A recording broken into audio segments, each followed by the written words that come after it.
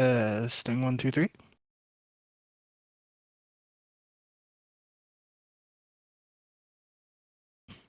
Right, that sounds fine.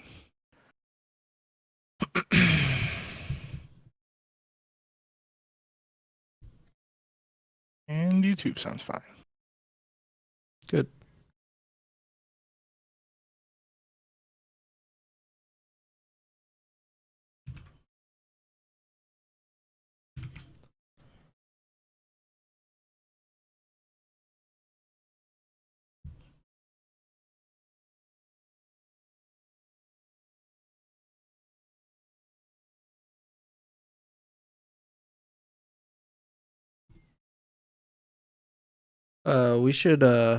We can kind of do like a quick tier list thing.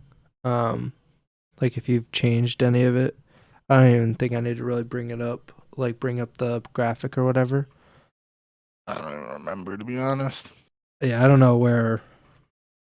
I think I had like three. I think we both had 3 tiers, and then we had like the top 4. I remember the top 4, and then I remember I did like 5, 8, and 9, 12. I wouldn't remember some of the teams in like the 7 to 10 range. We'll just redo it, and it doesn't really matter if there's any continuity. It's just kind of how you're feeling in the moment, I guess, heading into Major 2 qualifiers, whatever. Let me pull up the standings real quick. I got it in there. Okay. Because we could just use that.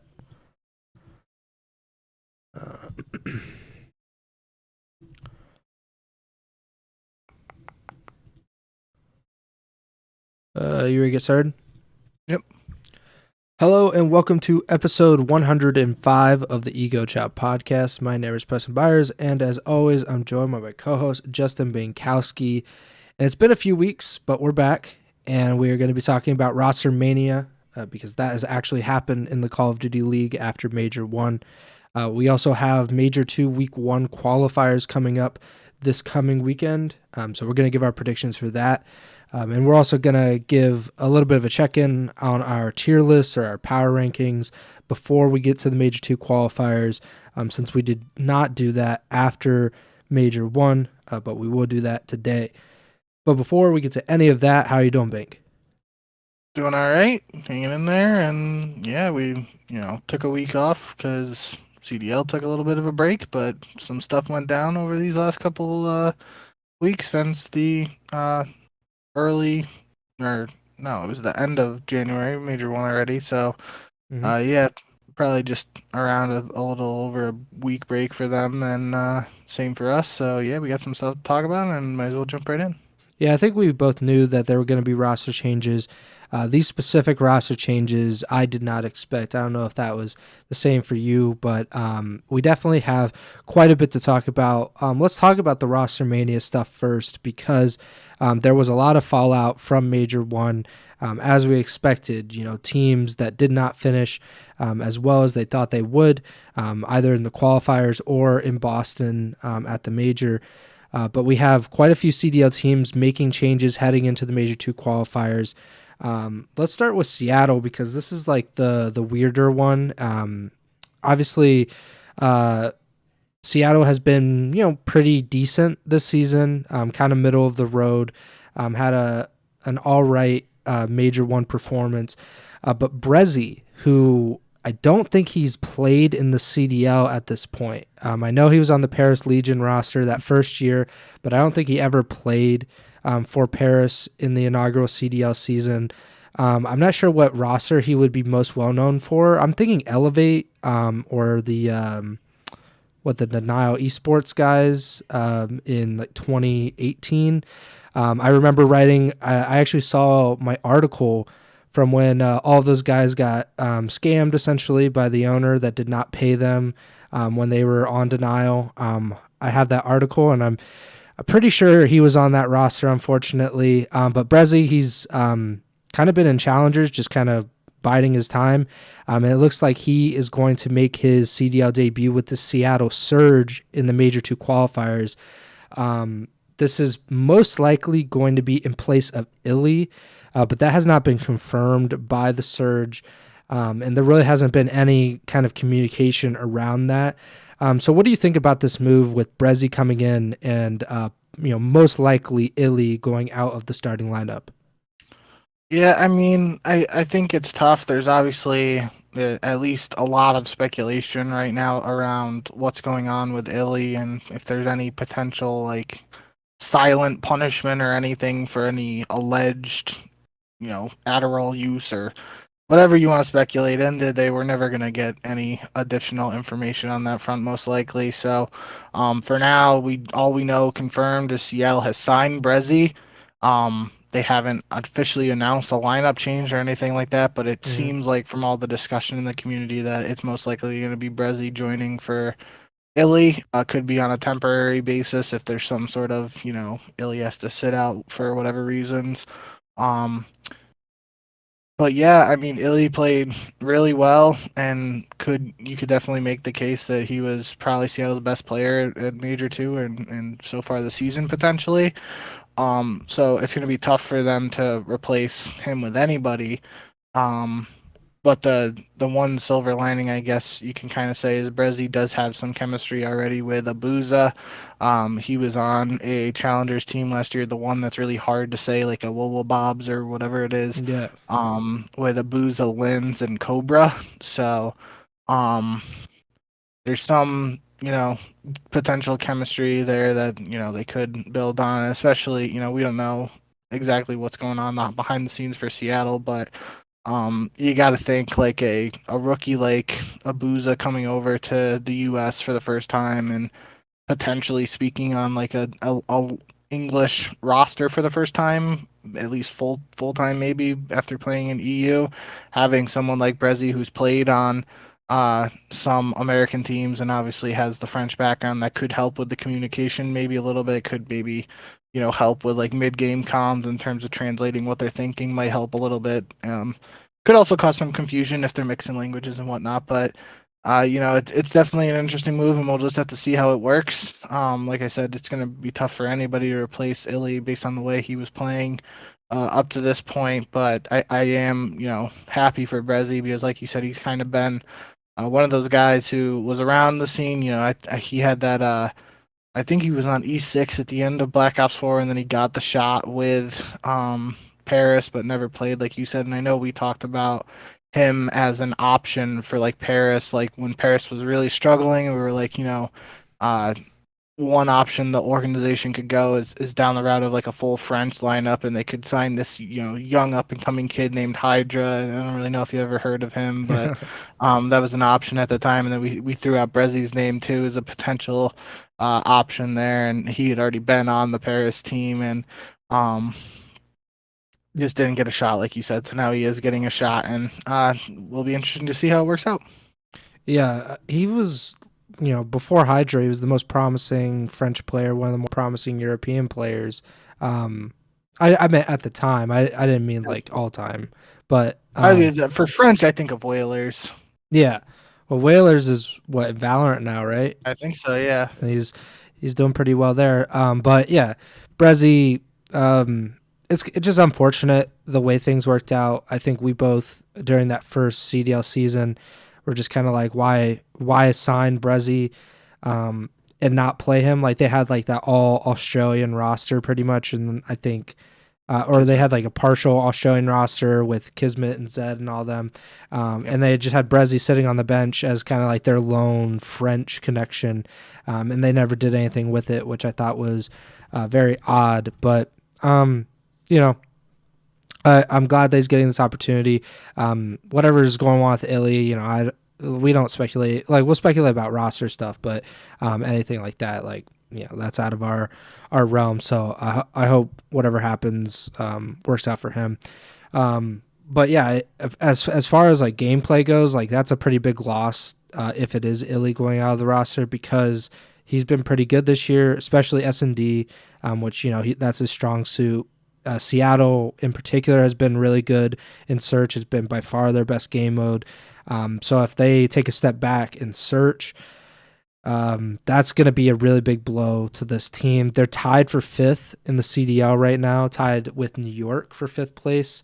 I think they lose that tiebreaker, but still, that's a pretty good start to the season. They're in a lot better position, I think, than every team below them. A lot of the teams below them also made roster changes or are going to make roster changes, I would imagine. So, yeah, all that said, I'm really interested to see what Brezzy can do. Maybe, like you said, that connection with Abuza, maybe make him feel more comfortable. Abuza's looked very, very good in his rookie season so far.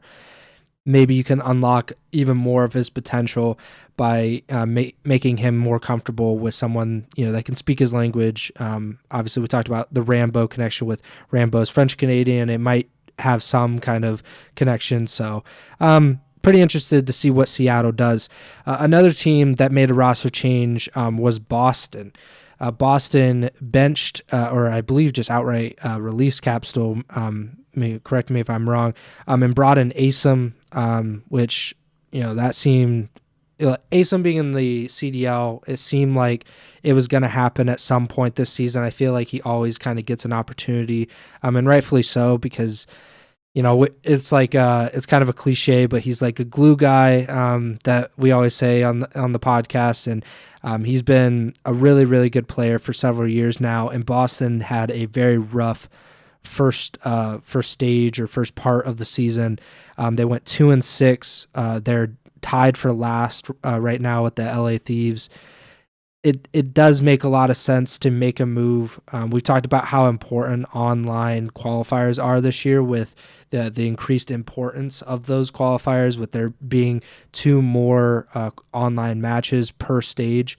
So I'm really interested to see what Asim can do. I think with that whole LAG situation that happened in the preseason, where they were, they seemed like they were going to be on the Gorillas roster, and then at the last minute, they were kind of dropped and they had to play through challengers. I'm really happy that he's back in the CDL. Unfortunately, that does come at the cost of Capsule, who has had really unfortunate luck with Boston so far, because he had that rookie season where he got benched near the end of the year, and now he gets benched or released. I probably should look it up, but he's out of the starting lineup after just 1 major. So what are your thoughts on this move, Asim in, Capsule out? Yeah, I'm pretty sure they did drop him because they have Pentagram as a sub, and I don't think Capsule is on the Breach Academy squad. So I'm pretty sure they just released him. But outside of that, yeah, I mean, I've sung Asim's praises enough times on this podcast. I don't really want to be a broken record in that regard, but I'm excited to get another opportunity. Obviously you kind of mentioned the LAG situation earlier this year. Went down to challengers, he bit the bullet there, and just all he did was succeed there in the limited capacity that is challengers right now by taking that first title. Um, so yeah, I mean, I think Asim's a really good player. Hopefully, he's able to bring the best out of Snoopy in terms of an SMG duo there. And even in the current meta where he might not be running an SMG as often, we've seen him be able to do some things with an AR, especially what is seemingly a do-it-all AR in the MCW, although it was recently nerfed with the Season 2 update, all that stuff. But yeah, I think Boston has been a bit of an enigma this year. Just they had that 3-0 win over Toronto, right? That's the only series Toronto has lost all year. But just in other opportunities, they've had some chances, weren't able to close out matches, and in other ones they just haven't really showed up. And then at the major, beforehand in the qualifiers, we're talking about it being like Snoopy popping off to get some wins for Boston. At the major, you have Slasher dropping like a 1.4 or something KD, I believe, or something ludicrous. Um, so you got winners on this team. You got what should be a good culture there, and good fundamental mentality. It's just going to be if these guys are able to bring the best out of Snoopy, and I'm looking forward to seeing how Asim and Snoopy work together in particular, but the whole team as a whole.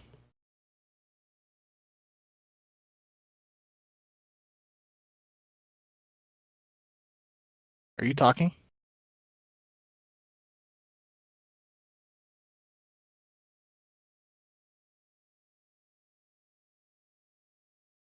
Uh-oh.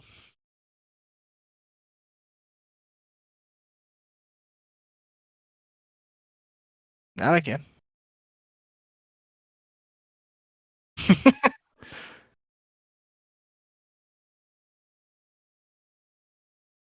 Went out. I'm not sure. It I don't think that was for very long, but like you heard everything Whenever before I start like you started talking, right? yeah, just after I stopped talking about ASIM. All right. No, that's good. I I was just making sure. I was a little scared that I had it turned off, but I'll see when I edit this at the end. But what I was gonna say was obviously Capsule, it sucks, but ASIM, it feels like an upgrade at the moment. We'll see what happens with Boston. They do need a change. 2-6 probably just isn't acceptable at this point, considering you have Slasher, a former world champion, you have Priesta, a former world champion. It just it doesn't seem like it was going to work out with this roster, but we'll see how it goes with ASIM in the lineup. LAT made some moves, which was a little bit surprising, just considering I felt like they were going to try to stick it out. But when you look at that, they are also tied for last place with Boston, 2-6, 10-20 map count so far this season. That is not surprising that a team like that would make a roster change at this point in the season, and they actually made two. Kremp and Nasty are coming into the lineup. Cammy and Joe Deceives are going out. It has been a really shocking fall from grace for Cammy over the last few years, because he was an MVP candidate just a few years ago, and now after a poor season with Minnesota last year, he didn't get much time with LAT here, and he's already out of the lineup. Joe Deceives had that last year with LAG, now with LAT, and he is also out of the lineup after one major. How surprising is that to you, considering we've been talking about LAT kind of in their rebuilding era, trying to build up this roster after having a championship level team the last few seasons? Yeah, I mean that's the biggest thing for me, right? Is that we kind of mentioned it last time, I believe, and we've obviously talked about it since it was mentioned by upper management at 100 Thieves. Is that if you told me LA Thieves was making one roster change, I would have been like, all right, yeah, I can see that. But not only are they making two player changes, but the financial standpoint of that is what's the most surprising to me.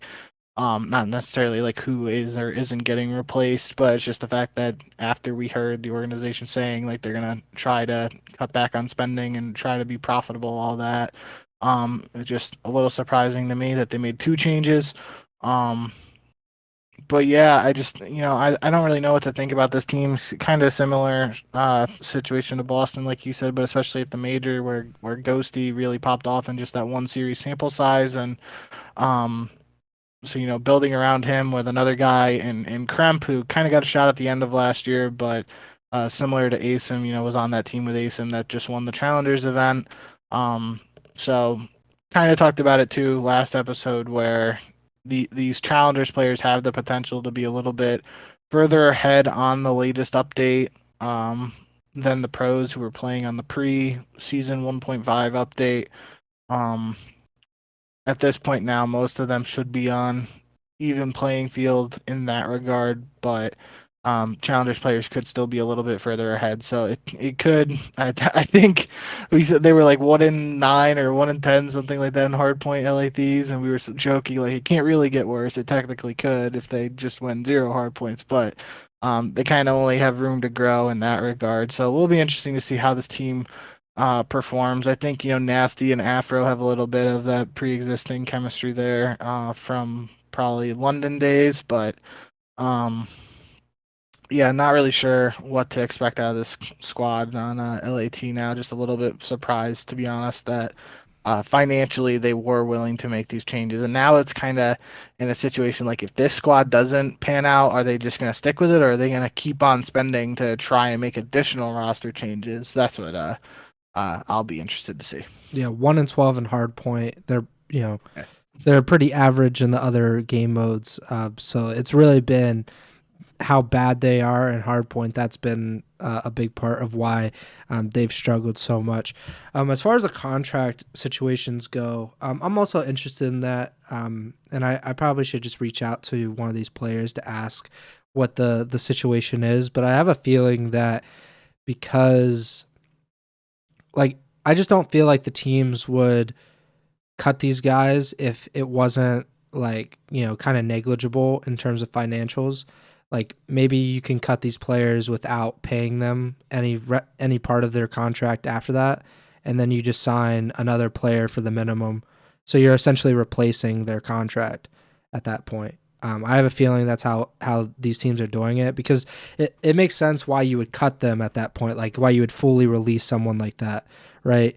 And then sign another player, because then you're just replacing contracts at that point. But if you bench someone, I guess it depends on the contract. Some players, I'm sure, have it built into their deal that they get paid, a certain amount while they're on the bench. I do know that it is a thing, or at least it used to be a thing, that guys would get a discounted version or like a smaller amount of their salary if they went to the bench, which I think is a ridiculous thing just in general, because you don't get to control whether you get benched or not. But that's just kind of how it goes. But I probably should just reach out to one of these guys and ask what their contract situation's like. Well, for the Thieves in particular, they straight up dropped Cammy, but they are keeping Joe DeCeus as their sub. They announced, and he went to the FaZe Clan Black squad, but he's still under contract technically. So even if that is a case where they're like quote unquote cutting Cammy's contract and replacing it, it's still they do have to be paying Joe DeCeus in some form. So the moves are an increase in how much they're spending on the squad. Yeah. I mean, that's really interesting, because and I'm more interested in LAT than other teams, because LAT has been talking about like the fiscal responsibility of trying to be, I think they're trying to break even with their esports teams in general. So that's like a really big goal. I think it's pretty lofty for, like, I don't know how you get back like whatever it is, like $55,000 per player in the CDL as the minimum, I believe. That 55, or say $50,000 times 4 is $200,000, plus you have to have a sub, so that's $250,000. I don't know how a CDL team makes back $250,000, like, because they don't really create a ton of value by themselves. I mean, this is kind of getting into the weeds, but I'm just really interested in that aspect of it. But we'll see how LAT does. I do think it'll be interesting just to see how. I think Ghosty is the player to build around for the Thieves, and I think that's how they think as well. And Afro is kind of like an interesting project, because he had so much potential when he was with London, and now you bring in Nasty, like you mentioned, and there's some kind of connection. It's kind of like the Abuza and Brezzy situation, where you're hoping like you put someone that is played around him before, maybe they can kind of tap into some of that potential. Crimp, I think he was pretty decent in his rookie year. I think he's 21 at the moment, so he's still a really young player as well. So that kind of fits into like the rebuilding aspect of LAT if they ever want, if they really want to commit to that part of it. But yeah, I think this is probably a move from LAT. Again, you're at the bottom of the league. I don't think that, like, there's no reason to tank in the CDL. You don't get draft picks, so you should probably always try to win and try to be, putting out a good roster. But we'll see how it goes for LAT. Another team, another roster change, Miami. This one we saw a mile away because of the way things ended at Major 1. Miami went 0-6 in map count, got double first rounded. After having a very impressive qualifier run. So it was pretty much guaranteed, it felt like, that they were going to make a roster move, and that the easiest way to do it was to bench Journey and bring in Eric Boom, who they signed as part of their 5-man roster at the beginning of the season. Eric Boom started in Challengers. I think we've talked about it quite a bit. Any thoughts about this now that it is actually happening? Eric Boom is coming into the roster. No, I think like you said, we saw this one coming. It seemed like the most obvious move out of any potential move from any of the franchises, just based on Journey struggling at the major and Miami as a whole struggling at the major after a pretty solid online set of qualifiers heading into the event. So makes sense. It's time to see what Eric Boom can do on the servers. Yeah. Vegas also making a move, dropping Standy, and they're reportedly signing Geo, who is a Challengers player, played for the Lore Gaming roster at the Challengers Open. They got second. I think it's a pretty surprising move that it's Standy. I think everybody pretty much expected it to be Purge. And I think that's a reasonable expectation. Just, statistically, Purge had, a really poor first stage, 0.82 KD through the matches so far. Vegas has looked really shaky. They are tied for 9th place right now, 2-7 through the first 9 matches. I think they have been reverse swept 3 times this season, which is just a ridiculous number because you've only played 9 matches. A third of those have ended with you losing in a reverse sweep. I'm trying to look up who they've actually beaten, but it hasn't been pretty for Vegas. I think they beat Minnesota in like their first match, and then so the first match of the season they won 3-2 against Minnesota, and then they beat Miami, who obviously had a very poor major one. So those 2 wins are not particularly impressive. Minnesota at that point, they lost like the first 3 or 4 matches of the season. I just don't know what to do with Vegas. Standy getting dropped feels like the wrong move, and they're gonna role swap. So Purge is gonna be a sub player now because Geo's an AR player. So it's gonna be like Geo and Attach as like the main 2 ARs, and then Purge and Nero as the main sub players. I'm interested to see what actually happens with it. I do think they're probably making the wrong move, but it's also, it's just my opinion. I have no idea. I don't think that anybody they could bring in right now can make this like a championship level roster. Really all they should be fighting for right now is just like some consistency where they can kind of build out and try to dig themselves out of the bottom 4, because being in the bottom 4, as Vegas or the Legion know very well, is not where you want to be. It usually winds up with them not making champs. So any thoughts on this with Geo reportedly coming in and Standy definitely going out? Yeah, I mean, it's Vegas, so we don't know yet officially what's going on, and probably won't find out until the day of their first match or slightly They before. load in. Yeah. Yeah, I don't know much about Geo, but I was trying to find the tweet and I can't find it, but I'm pretty sure like the thing going around was that like he got signed by FaZe Clan Black on February 2nd after Asim and Kremp left to go to the league. Him and Joe Deceives came in, and then on February 6th, the account tweeted, "Sent to the league with express shipping. Today, we thank Geo for his short time spent with the team." So literally 4 days.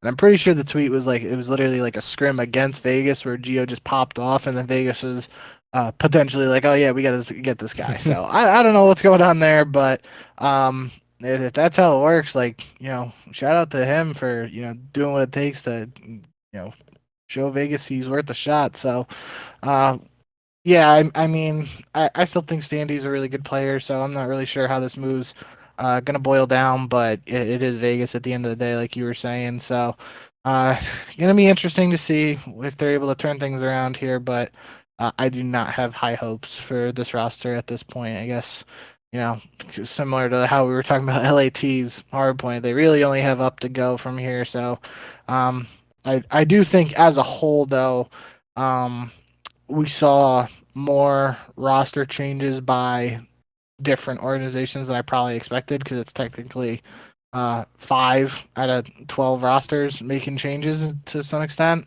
Um, I probably would have guessed like 2 to 3 if you asked me a number after major one. 5 feels like a lot because it's literally one away from half the league. But uh, yeah, I guess we got all these changes, and now it's time to see if it actually works out. Some organizations in the past have been hesitant to make the proactive move like this after only one event.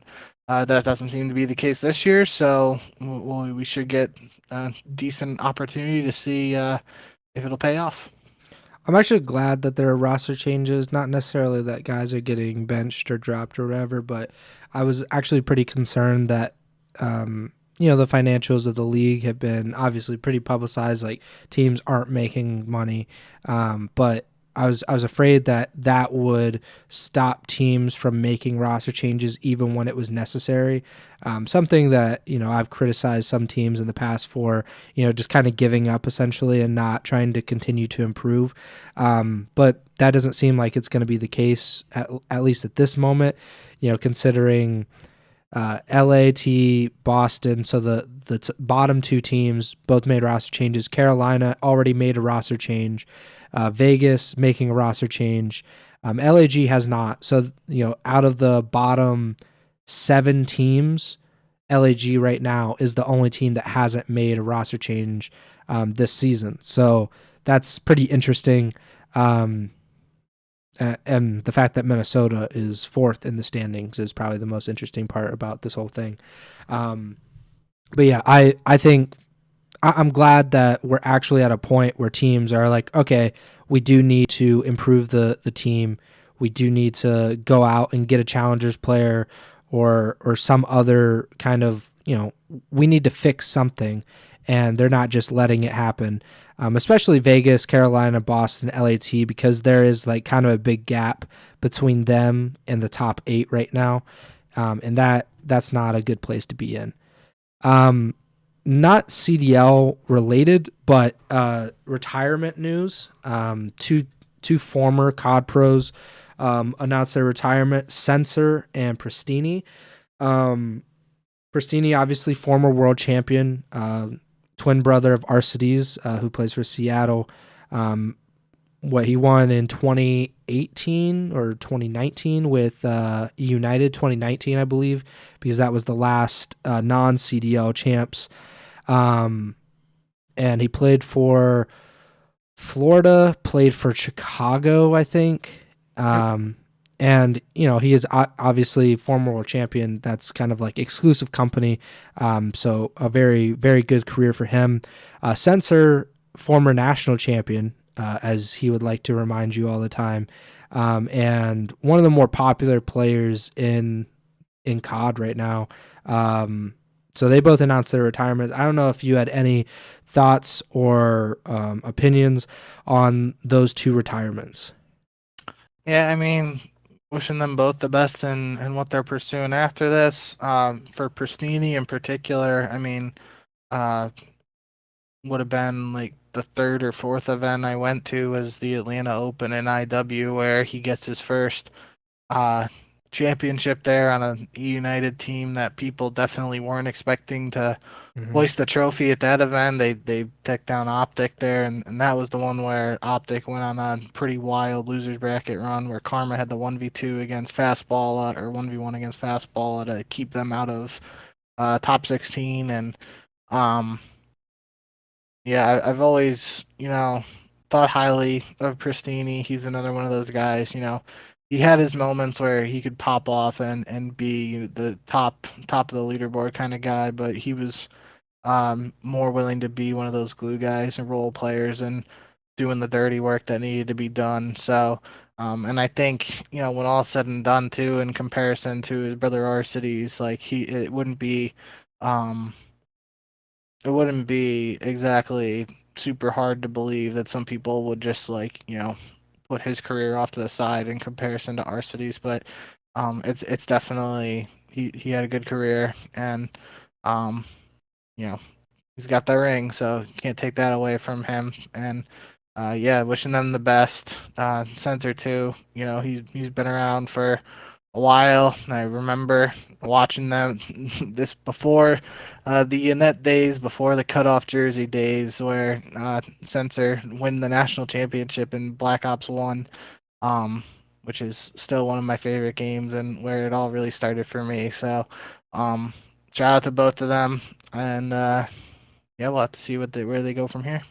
Yeah, I mean, I give Doug quite a bit of grief, deservedly so.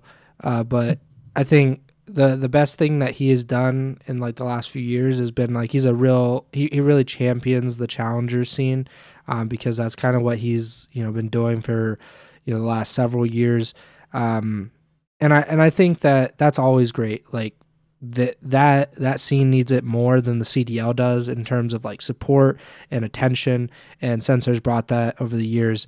So if there's anything good that I can say about Sensor, it is definitely that he has been a real big supporter of the challenger scene for like really the last like 4 or 5 years. But yeah, that does it for like the ROSTERMANIA aspect of it. But we do have some map pool stuff. So Rio is coming in for both Hardpoint and Search and Destroy, replacing Terminal Hardpoint and Skid Row Search and Destroy. I don't know if you had a chance to play it, or I haven't obviously had a chance to play it either. I mean, I hate Terminal Hardpoint, to be honest, so I'm cool with that. I do like Terminal Map. I think it looks cool, but I'm just not a big fan of Hardpoint on that map specifically. And then Skid Row Surge, I mean, I like Skid Row. I'm probably in the minority on that one, so probably not going to be too big of a fan. But I also don't get really caught up in the map changes. That's more of like like a player thing. That's an experience. Like I don't like a lot of the maps, but like if they create more competitive, more fun, from a viewer experience, then I'm down with it. I'm assuming that's the same with you. Because you don't feel like you have a big, strong opinion for Rio either way. Yeah, no, I haven't got a chance to play it yet. From what I've heard from head Ego Chall correspondent Tremy, he seems to be enjoying it, and he's been playing wagers on it. And from what he's told me, his team's pretty good at it so far. So, if it's got Tremy's stamp of approval, well, that's pretty hard to get in these days, and in the last few CODs too. So, could be in for a treat there. The other component to the map pool stuff is the season 2 maps. I think Vistas and Departure, or maybe it's Vista and Departures. I might have messed that up, but two new maps in the season 2 update won't be implemented in this set of qualifiers or major. They could be tested after this before the major 3. I think according to Spin a Spence tweeting that. So yeah, we won't see that changes, but more could be on the way. There's also a new AR and a new SMG. I'm forgetting the name. I think it was like a BP-50, or I Yeah. think it's BP-50 and the Ram 9 or something like that. Mm. They were both tested, and they were banned in ranked play on release, and they're seemingly G8 almost immediately after. So probably not seeing them anytime soon. But I do know the MCW or ACR was nerfed.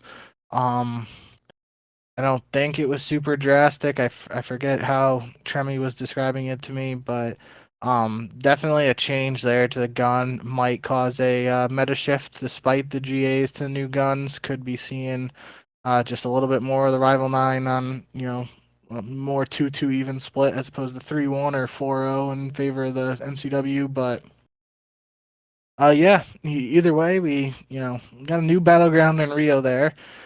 Some potential weapon changes on the docket. Definitely some new rosters, and definitely some new hardpoint hills too on a bunch of the maps that are existing. So almost almost feels like the start of a whole new season, really. But it's really just the start of the second set of qualifiers. Yep. Teams are really trying. It's a improve before Major 2 qualifiers, before Major 2. And I'm loving it. More roster changes, more roster mania is always it's not always good for the people involved, but it's good for, the drama aspect of it. Um, let's do before we get into our predictions, because it kind of leads into the predictions. Let's do our tier lists, our power rankings. I'm gonna pull up the standings on the screen, and we can just go kind of off of that. I don't. We are in agreement that traditional power rankings kind of stink. Trying to rank 1 through 12, I think, is very difficult, especially when you get to is 10 really better than 11? Like, who cares that much? Especially, we've only had, for some of these teams, they've only played 8 matches because they only played 1 match on LAN. We don't really have a great deal of sample size to deal with right here. But I think for me, kind of the way I would tier it right now, I think 1 is Toronto definitively. Like, they're in a tier by themselves at this point. Yep. I would put FaZe below them in a tier by themselves in 2.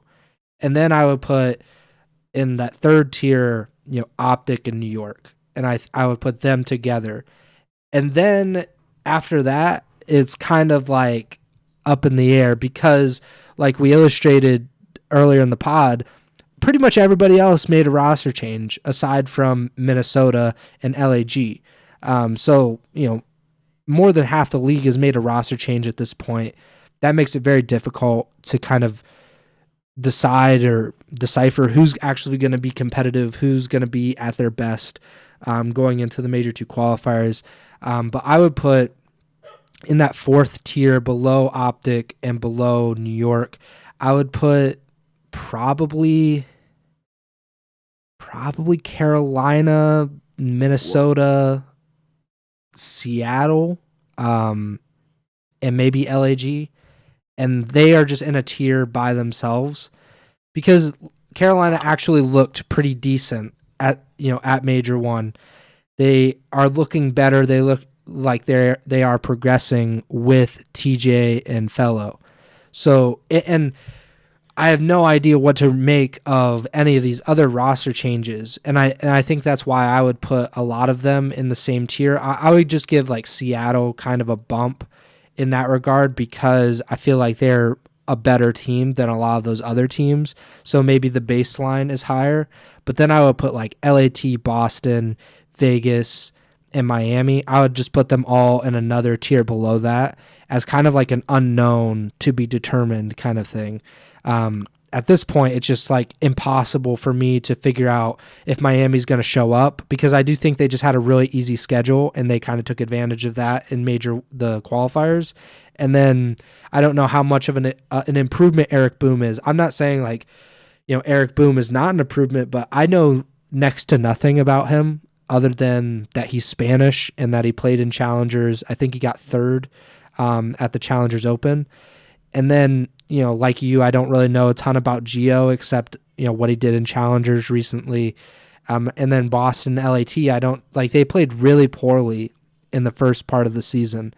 And are these roster changes going to be enough to kind of lift them out of how badly they did in the first 7, 8, 9 matches of the season? I don't know. So I would put them in kind of a tier below. You were kind of surprised about that, so I'm interested to hear kind of what you're thinking in terms of the tier list. I was surprised by the Carolina one, to be honest. I mean, I do agree they played a little better at the major, and in theory, with more time and especially with more reps in search and destroy, which is something they admittedly said they weren't able to practice a lot. But they have the players on the team with a S&D pedigree to turn that around there.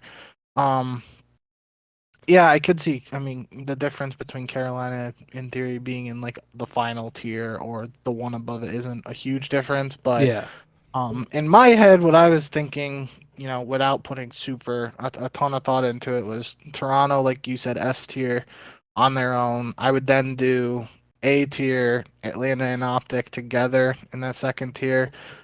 Then in like B tier, I would put New York. I think you have to knock them down out of that A tier or the quote unquote top four, even though they would technically be fourth in this regard, just based on the performance at the major. But they would still be fourth technically in that. And then really like maybe like have New York as like a B, and then maybe as a B minus you put Minnesota. They kind of would be in the middle between like a B and a C tier for me, but their performance at the major can't be ignored. So I would put them after New York there, and then the Seattle one is tough just because we did see some flashes and potential at the major, but we don't know exactly what's going on behind the scenes and with the roster. So I guess you put Seattle behind Minnesota, but I don't really know in what tier again. I guess I'll say like a C tier. You do Seattle, LAG, and then Miami. I think Miami played better online, so heading into these qualifiers, they have a shot, and just Journey really struggled at the major in particular. So unless Eric Boone comes in and is dropping 0.5s, it's hard to imagine them not improving in some regard. I'm pretty sure they. I was looking at it though. Miami. We're going to talk about it in a second. But Miami's first two qualifier matches this week are not easy by any stretch of the imagination. So maybe not Miami in that tier that I was just saying, but and then the rest of the pack really after that. I think after like the top, really after the top three, it's like kind of just find the needle in the haystack. Like it's really, you could really make the argument that you do like an S tier Toronto, Phase Optic A tier, New York, Minnesota B, and then the rest after that. But yeah, it'll be interesting to see once we see these new rosters play. Exactly how some things shake out, and it is like you said, a small sample size for a lot of these teams, so should get a better read for some of them. Yeah, like you said with Miami, I think it's pretty interesting because I think they're almost definitely going to lose those first two matches, and then if you look at the rest of their schedule for the qualifiers, like they don't play that hard of a schedule after that. Granted, like I really think like I don't feel like there has been this big of a gulf in talent or, in kind of like where I think teams are. I don't think there's been a bigger gulf before this season because like it really feels like Toronto, Atlanta, Optic, and New York obviously is like super tainted right now because they did so poorly in Major 1, but it doesn't feel like those teams can be like really touched. So those teams look like very intimidating on a schedule, and no one else really does at this point. If you look at another schedule, like, oh, they have Seattle, oh, they have Vegas, oh, they have, whatever, Minnesota, and it doesn't feel like that is, too tough of a matchup. That it feels winnable for pretty much every team. And I that's going to be really interesting, especially toward the end of the year, if that keeps up, that pretty much outside of the top four, it's a wild card. Like any of these teams are capable of winning those matches. And then you'd have kind of a race to, the top eight. Like we saw with Vegas last year, where they had a really good shot at making champs, with, what was that, Minnesota? And there was another team that I can't remember, but essentially we had like a 2 or 3 team race for 8th place last year. And I think that we could be heading toward that at the moment. But yeah, I agree with you. Like it's kind of hard to rank those like bottom 5, 6 teams. And with the roster changes, it's like our predictions, right? Like when we do our predictions, we're going to be like, I don't know, like who knows? Because, you're going to have teams playing against each other where they're both debuting new rosters. And that it makes it almost impossible to predict what's actually going to happen. So don't hold us liable for any bad takes that come out of these tier lists or predictions. But do hold us accountable for the good ones. And if we do something good, please say that we're very smart. So let's get into the predictions. Major 2, week 1, we got quite a few online matches.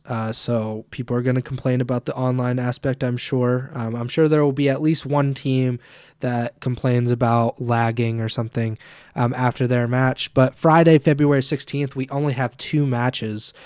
for some reason. Miami versus Toronto kicks off Major 2 Week 1. This was the first of the two matches that we were talking about. Miami is almost definitely not going to win. I'm obviously going to go with Toronto. Yeah, I'm going to take Toronto too. It's close. 3-2 maybe. I don't know. Maybe Toronto can force a game 5. Carolina versus New York. I'm gonna go with New York just because I don't want to pick against them. It's kind of like the phase thing where they looked a little shaky in the last few years, but it was very hard to pick against them. I'm gonna go with the Subliners regardless. Yeah, I'm going to take New York too, but it's definitely worth mentioning that at the major where they struggled, Carolina was able to beat New York, and that was technically with the Carolina roster having less reps than what they should in theory have now. So it could be interesting, but maybe a little bit of a trap game, but I'm going to go with New York too. It's always a Clayster revenge game. He has, if this was non-CDL, he would have a revenge game against like half of the teams that he would play. But yeah, I don't think Carolina's going to win that, but I'm interested. Saturday, February 17th, Carolina versus Boston. I'm going to go with Carolina on this one, but again, the caveat is we don't know what Boston will look like with Asim. Yeah, I'm gonna take Boston. It should be an interesting one. Again, in theory, this roster has more reps than the other squad they're going up against. That being Carolina having more reps than the new Boston roster. So, not really, super favoring either squad to be honest. But I'll take Boston here. Atlanta versus Miami. Gonna go with Atlanta. Yep, phase up. That is a horrible way to start your CDL career for Eric Boone. I mean, hey, like Snoopy last year going up against Optic first round of champs in his CDL debut. And there's some definitely tough ones in there, and this is one that will go down. It's like, when NFL teams decide that they're going to finally start their rookie quarterback, and then they start him against, like, the Eagles or the Chiefs or something. It's like, chill out. Like, put them out there against like the Commanders or something. Give them an easier game. Last match of Saturday, New York versus Seattle, Brezi's debut. So French versus French, I guess, with Hydra and Brezi. And we have Abuza, who is, Belgian, but, we're just kind of lumping them all in together, I guess. New York versus Seattle. I mean, I got to go with New York, but I think this is like the most interesting match just for me in general because I really need to see how the Surge look like in Search because it was such a point of strength for them with Illy. And we're assuming that Illy is not in the lineup. If they take a real step back there, I'm going to be really concerned about them being in the top 8 for a while. So I'm going to go with New York. Yep, I'm going New York too, but yeah, like you said, definitely interested to see first off get confirmation of who Brezi's playing for if he is in fact entering the starting lineup, and then seeing how that squad performs, even if it's against a team like New York. Which, I mean, hey, you're gonna play New York in a debut for a new roster. You probably want to play them now as opposed to like the end of last year where they were on a hot streak. Even though this squad's got Sid, but either way, potentially a tougher matchup on paper than just the way New York is playing coming into it. But either way, I'm going to take the Subliners here. Sunday, February 18th, 3 matches. LAG versus Vegas. That is a tough match to predict. This is like, what did we say? This is like the Preston Bowl or something like? Yeah. It is. This is the one you didn't get to pick and Tremy picked for you. This is the real Super Bowl Sunday. We need to have a halftime show for LAG versus Vegas. I'll go with Vegas. Maybe like a honeymoon period for Gio. Reportedly. So I'll go with the Legion. Yeah, I'll take LAG just because they've shown us flashes at points this year, especially in the Major 1 qualifiers at times. So I'll go with the known quantity. I'm not a huge fan of picking either team, but at least know what LAG is kind of capable of at this point. And we don't even technically know for sure what Vegas's lineup is. So yeah, give me LAG here. Yeah, I'm rooting for chaos in that match. Really. Minnesota versus Toronto. I mean, we have to go for the Ultra at this point. Yep. And Optic versus LAT. This is the HBR Classic, as it has been known. Optic, of course, but you never know. LAT is literally making a half-team roster change. So, and Optic is they were not the greatest online team in the Major 1 qualifiers. So it could be an upset for LAT. This could potentially be. I don't think they played in the Major 1 qualifiers, and they wouldn't have played at the Major. I remember these HBR Classics. This is potentially Kenny's first time playing against LAT. Yeah, that's true. So that's interesting. And there was something I saw it on Breaking Point when I was scrolling through. Let me see if I can find it again because it was pretty funny. Is that like Kenny was playing 8th or maybe it was ranked or something, and he was talking about like Kremp, and Kremp got a kill on him, and Kenny was like saying like, "Oh, you're trash. You'll never be in the league again." And then like 2 days later, LAT picked up Kremp. So I thought that was a funny one. And yeah, there could be a little bit of trash talking in that matchup. But yeah, end of the day, I think this is one Optics should take. Yeah, that is a really weird, and it seems factual, the stat that Kenny has never played against LAT. Because he's been on LAT the whole time LAT's existed, because first year of the CDL he was on Optic Texas or Optic LA.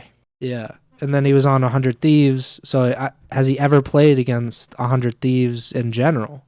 Because he was on 100T in Black Ops 4. So did he ever play against the prison 100 Thieves, like in Black Ops 3?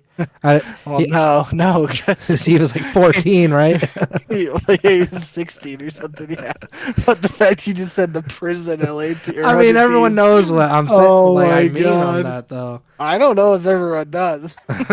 Well, look up 100 Thieves 2015 jersey, and you'll see Aches in a mugshot, and it's bad. It's a big turnaround for 100 Thieves to become the fashion team in esports after having literally the worst jerseys of all time. But yeah, LAT versus Optic. We're going to both go with Optic. Pick 'em for this year. It's been quite tight, except Trim, literally has not won a single prediction this entire season. So hopefully he picks it up. But you're 39-21. You did pretty well at the Major. I'm 40-20. I've kind of cooled off from having like my Nostradamus period to start off the season. And then Tremor is 0-1 this season, so he will have to pick it up. He is always welcome to send in his picks if he wants to do that. I'm just gonna keep him here at 0-1. We're gonna see how long it takes him to notice that we're mentioning that he's 0-1 in every episode. But yeah, that about does it.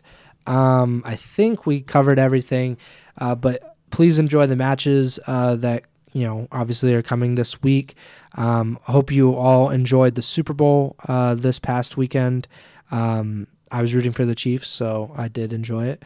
And I hope you enjoyed the halftime show. And I'm happy to announce that Beyonce will be doing the LAG versus Vegas halftime show. I don't know. Ooh. Yeah, you're paying for that? No, Vegas is. They are notoriously they love to spend money. So Vegas will be footing the bill for that, and then she'll be doing a residency at the Sphere. But yeah, that about does it. 5-star rating on Apple Podcast. Please like and subscribe to the YouTube channel. Wherever you're listening or watching on, please try to support us, and please try to follow or subscribe to the podcast feed or to the YouTube channel. And I would really, really appreciate it. Follow us on Twitter at JBink with 2 Ks, at Preston Byers, and the podcast Twitter is at Ego Chall Podcast. We'll be back next week to talk about all of the matches that we just gave our predictions for, and then we'll give predictions for week 2 of the Major 2 qualifiers. And then Major 2 is just right around the corner, which is kind of crazy to think about because it feels like this break has been really long for some reason, maybe just because there's been so much going on in terms of like traditional sports, because we had like the playoffs and obviously the Super Bowl.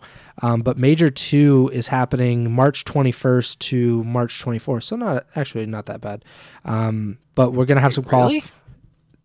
Yeah, that's what it says on COD Gamepedia. Wow. I mean, that's a month of qualifiers. That's why there's fewer. Yeah, So there's 5 weeks of qualifiers. I think I remember them announcing that now. I actually thought it 1, was the 2, opposite. I thought this was the like 3-week 3, one, but guess not. 4. Yeah, it's 5. Yeah, 5 weeks of qualifiers. Wow. Guess we're gonna be doing a lot of online predictions. So Tremmy, get your picks in. But we will be back next week. Talk about our predictions. Talk about the matches. We'll get to see all of the teams that made their roster change. Kind of give our first impressions of how they did online. But yeah, that about does it for me. Bink, take it away. Yep. Short and sweet. Thank you guys as always for the support. Looking forward to seeing the action this weekend. New map, new Hardpoint Hills, new rosters, all that good stuff. So hope you guys enjoyed the show tonight. Tune in next week whenever we're live to hear the breakdown of all the new stuff going on. And until then, remember to send the